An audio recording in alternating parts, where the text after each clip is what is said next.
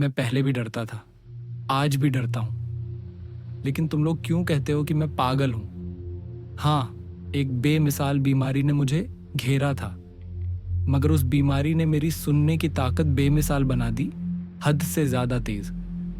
मैं जमीन की सरसराहट, आसमान की फुसफुसाहट, यहाँ तक कि जहन्नुम के अंदर से उठने वाली सिसकियां भी सुन सकता था। अब सोचो, क्या कोई दीवाना इतनी बारीकी से सुन सकता है? सुनो, मैं पूरे सुकून और होशो हवास में सब कुछ बता सकता हूँ। मुझे नहीं पता वो ख्याल दिल में कहाँ से आया, लेकिन जब एक बार आ गया तो चैन सुकून सब छीन लिया। ना कोई रंजिश थी, ना ही कोई दर्द। मैं उस बूढ़े से नफरत नहीं करता था। उसने मुझे कभी नुकसान नहीं पहुंचाया, यहाँ तक कि कभी बुरा लफ्ज भी नहीं कहा। पैसों से भी मुझे कोई मतलब नहीं था, मगर उसकी आंख, हाँ वो आंख थी गुनाहगार, नीली बर्फ जैसी ठंडी, गिद्ध जैसी आंख, जिस पर एक डरावनी धुंध हर वक्त छाई रहती थी। जब भी वो मुझे देखता ऐसा लगता जैसे मेरी रगों में बर्फ दौड़ रही हो। और वहीं मैंने फैसला कर लिया, उसे ख़त्म करना पड़ेगा, ताकि उस नज़र से हमेशा के लिए छुटकारा मिल सके। अब बताओ, क्या अब भी तुम कहोगे कि मैं पागल हूँ? नहीं, पागल लोग इतने होश से काम नहीं करते। काश तुम देख पाते मैंने कितनी चतुराई से, कितनी सावधानी और सब्र से एक एक कदम उठाया। पूरे 7 दिन, हर रात ठीक 12 बजे मैं धीरे धीरे उसके कमरे का दरवाज़ा खोलता, इतनी आहिस्ता जैसे हवा भी कुछ न समझ पाए। जब दरवाज़ा बस इतना खुलता कि सिर अंदर जा सके, मैं अपनी ढंकी हुई लालटीन को अंदर ले जाता। उसकी पतली सी रोशनी की एक धार सीधे उसकी उस आंख पर पड़ती। मैं अपना सिर अंदर करता, इतनी नरमी से जैसे वक्त थम गया हो। पूरा सिर अंदर जाने में 1 घंटा लग जाता। हाँ, एक पूरा घंटा, सिर्फ ये देखने के लिए कि वो सो रहा है या जागा हुआ। क्या कोई पागल ऐसा सब्र कर सकता है? जब सिर अंदर हो जाता, मैं लालटेन की रोशनी धीरे से खोलता, बस इतना कि एक सीधी रेखा उसकी आंख पर पड़े। मैंने यही 7 रातें की, मगर हर बार उसकी आंख बंद होती, इसलिए मैं कुछ नहीं कर पाया। मुझे बूढ़े से नहीं, उसकी आंख से नफरत थी। अगर उसकी आंख न खुलती तो वो आज भी जिंदा होता। हर सुबह मैं हंसते हुए उसके पास जाता, बिल्कुल वैसे बात करता जैसे मैं कोई मासूम हूँ। उसे कभी शक नहीं हुआ कि हर रात, हर आधी रात को मैं उसके सिरहाने खड़ा होता हूँ। 8वीं रात, इस बार मैं और भी ज्यादा एहतियात से दरवाज़ा खोल रहा था। मेरे अंदर जीत की आग थी, मगर चेहरे पर मासूमियत का नकाब।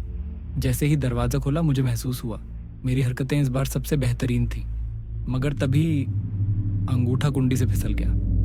हल्की सी आवाज़ हुई। बूढ़ा अचानक चौंक उठा। कौन है वहाँ? मैं एकदम थम गया।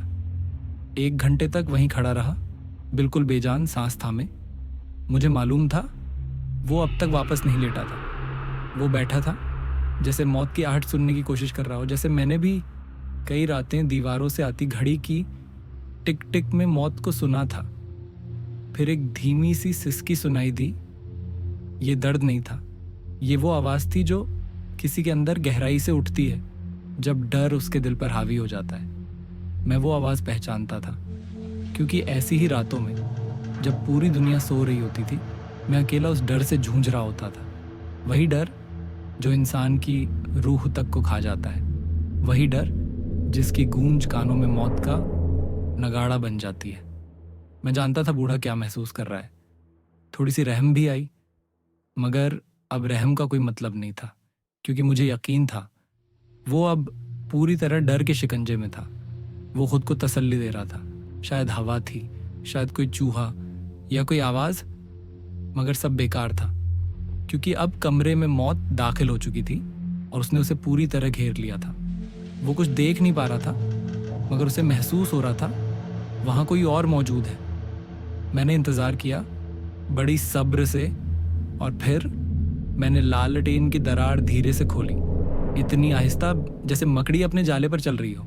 उस रोशनी की पतली सी किरण सीधे जा पहुंची उसकी बर्फ जैसी नीली गिद्ध की आंख पर।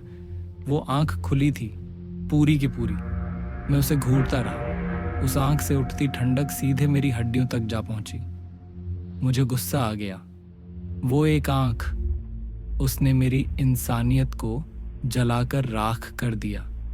मेरी नज़र बस उसी पर टिकी थी, क्योंकि मैंने रोशनी बस उसी पर रोकी थी। क्या मैंने तुमसे नहीं कहा था कि जिसे तुम पागलपन समझते हो वो असल में मेरी इंद्रियों की तीव्रता है? अब मैंने एक भारी, धीमी लेकिन बेहद तीखी आवाज़ सुनी, जैसे कपास में लिपटी हुई घड़ी की टिक टिक। मैं जानता था ये क्या है। ये उस बूढ़े आदमी के दिल की धड़कन थी। उसी पल मेरा गुस्सा और भड़क गया, जैसे युद्ध का ढोल किसी सैनिक को तबाही के लिए तैयार करता है।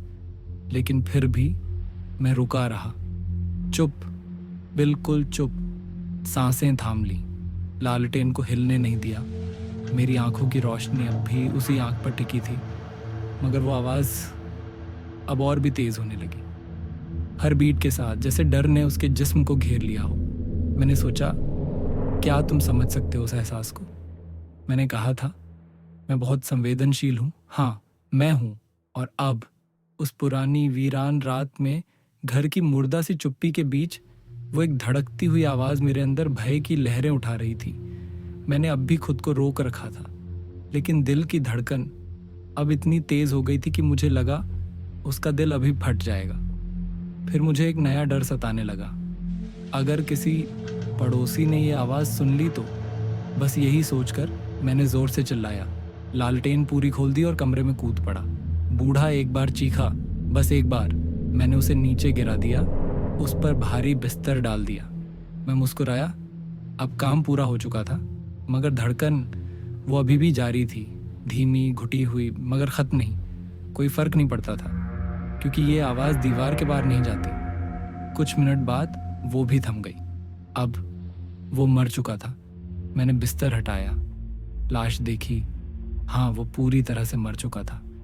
मैंने अपना हाथ उसके सीने पर रखा। कई मिनट तक कोई धड़कन नहीं। अब उसकी वो गिद्ध जैसी आंख मुझे फिर कभी नहीं देखेगी। अगर अब भी तुम सोचते हो कि मैं पागल हूँ, तो सुनो, मैंने कितनी सफाई और चतुराई से लाश को छुपाया। रात बीत रही थी। मैं तेज़ी से, मगर बिल्कुल खामोशी से काम कर रहा था। पहले मैंने लाश के टुकड़े कर दिए, सिर, हाथ, पैर सब अलग। फिर कमरे की ज़मीन से 3 तख्ते निकाले और लाश के हिस्सों को नीचे छिपा दिया। उसके बाद तख्तों को इतनी सफाई से, इतनी चतुराई से वापस लगाया कि कोई शक तक न कर सके, ना कोई खून का दाग, ना बूंद तक। मैंने सब कुछ बहुत सोच समझ कर किया था। सारा खून एक टब में बहाया था। जब सब खत्म हुआ तो सुबह के 4 बज चुके थे। घना अंधेरा अब भी फैला हुआ था, और तभी दरवाजे पर दस्तक हुई। मैं नीचे गया, बिल्कुल हल्के दिल से। क्यों डरता? 3 आदमी खड़े थे। खुद को पुलिस अफसर बताया। कहाँ गया था?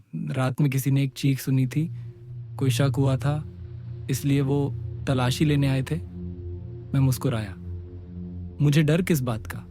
मैंने उनका स्वागत किया। कहा चीख मेरी थी। मैं एक बुरे ख्वाब में चिल्ला उठा था। फिर उन्हें बताया, बूढ़ा आदमी शहर से बाहर गया है। मैंने उन्हें पूरा घर दिखाया और अंत में ले गया उसी कमरे में।